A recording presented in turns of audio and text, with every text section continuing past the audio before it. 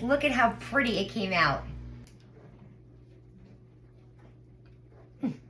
There's nothing like it. Come with me because we're starting off Easter right with our Easter bread. Let's get started. Today is such a fun day. We are making Easter bread. So let's get started. So for our dough, we're gonna start off with our 1 cup of milk and our 2 1/4 teaspoons of dry yeast that I bloomed with 1 tablespoon of sugar. And we're just gonna mix that up for a second. Then with the mixer on low, we're gonna add in our sugar,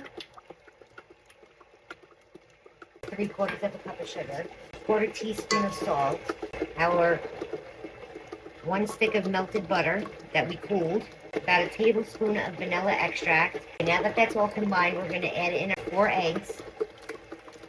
Then we're gonna combine that. Now that our eggs are all combined, I have 5 1/2 cups of all-purpose flour, and I'm gradually gonna add that in with the mixer on low. Now, once the dough becomes very stiff, like this, and the paddle is having a hard time, we're gonna switch out the paddle attachment for the hook attachment. Just get all the dough off of the paddle. Now that we have our hook attachment on, we're gonna knead this on low, medium low, for 8 to 10 minutes. Now our dough has been kneading for about 8 minutes, and you can see that it's slightly tacky, but it's not sticking to me. We're gonna put this in a lightly greased bowl for about an hour and a half, or until it doubles in size. So our dough has risen. You can see it's doubled its size. So now we're just gonna punch the dough down and release all of the air. Dump it out. So now we're gonna put it out onto our surface. And I just like to shape it a little bit more round because we're gonna cut it in half, and that's gonna give me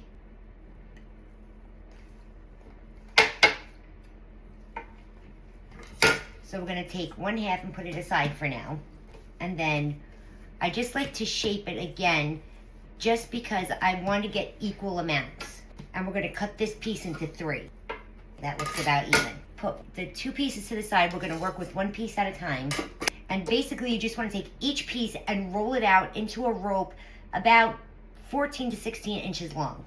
And you don't need to flour your surface for this. You can see my dough is not sticking at all. Just start from the middle and work your way out.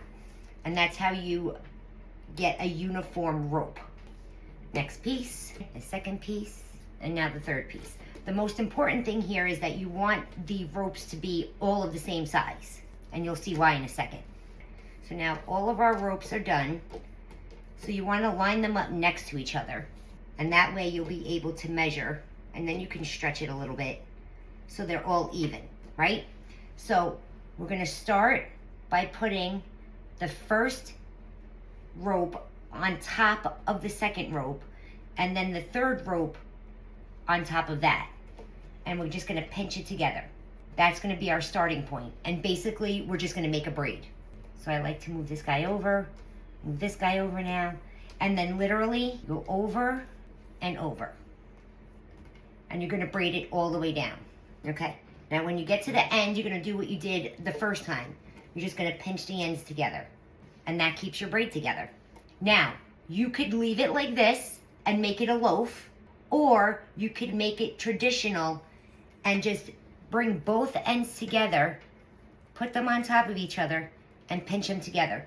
And now you have the round nest. So now what I like to do is I'm gonna put this one on the baking sheet that I lined with parchment paper, and then I'm gonna make the other one a loaf. I'm gonna show you why in a minute. So I'm just gonna repeat the process with this piece, and then I'll show you the next step. I have the second one rolled out, so I'm just gonna braid it for you one more time. All 3 ends together, pinch them together, and then again, we're just gonna go over.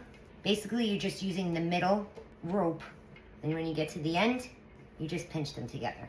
Okay, so now we have both of our breads on the parchment paper. I make one like a loaf and one like a nest because I want one to be traditional with the colored eggs and one to be without the colored eggs. And the reason for that is, well, there's two reasons. One, my family absolutely cannot stand hard-boiled eggs. They don't like the smell of them. They don't like anything about them other than to color them. So I leave the loaf without the traditional eggs, and then I'll use the loaf on Easter morning for French toast. And this, I'm going to show you the fun part.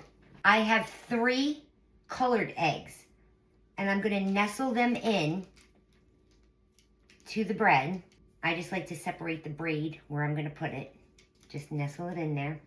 Now you don't have to worry about them being perfect. Now we're going to cover this, let it rise for 45 minutes to an hour, or until they puff up and they double in size from here. So just push them down. Now your eggs do not need to be hard boiled. They can be raw, just colored, because they're going to cook in the oven. So don't worry about hard boiling them first. And also, can you see how vibrant the colors are of those eggs? Don't buy those fancy packs with the little tablets that you have to mix with hot water and vinegar. They never ever work. This is just gel food coloring and water. That's it. The smallest amount of the gel food coloring added to water, mix it up, and look how vibrant they come. They're beautiful. That's my little Easter egg coloring tip for you for the day. Okay, so we're going to cover this up, get it on top of the stove where it's warm, and let it rise. And then once that's done, I'll show you the next step. Our Easter bread is fully risen. Oh, look at that. Beautiful. Look at how big they get. So now we're just going to take an egg wash, just an egg beaten, and we're going to paint the tops of both. And this is going to give it that beautiful golden color. So I don't know if you can see it, but you see how the blue ran a little bit because the bread rose? That's okay, because when it comes out of the oven, I'm going to show you how we cover that up. So we're going to pop this in a 350-degree oven for about 25 minutes or so, or just until it's golden brown. Our Easter bread is done. It is fresh out of the oven. The smell in my house is like a bakery. I love it. Take a look at this. Look at how pretty it came out. And then this is the loaf. This is the one I'm going to cut up for Easter Sunday, and I'm going to make French toast with it. And it freezes beautifully. So let's finish this up. So I have a glaze here that I made with powdered sugar, vanilla, and a little bit of milk. So I like to brush it on. I don't like to pour it on because it's a sweet bread. So I don't want to make it any more sweet or sweeter than it has to be. So we're painting it on because we're going to decorate it.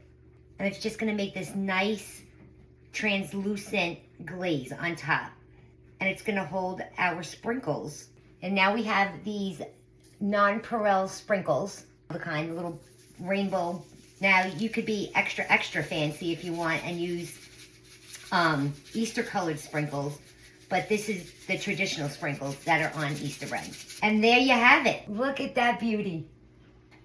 Gorgeous. So let's cut it. Oh my God. Look at how beautifully fluffy. Look at that crumb. It is gorgeous. Oh my God, and it's so soft. It's almost like cinnamon bun texture. There's nothing like it. I love traditional holiday food. Oh my God. Guys, you have to make my Easter bread. I'm telling you now. This has to be on your Easter table. Oh my God. I need to make this more than once a year. Anyway, if you want the recipe to my Easter bread, just comment the word recipe in the comment section below and I'll be sure to send it to your DM. Thanks so much for watching.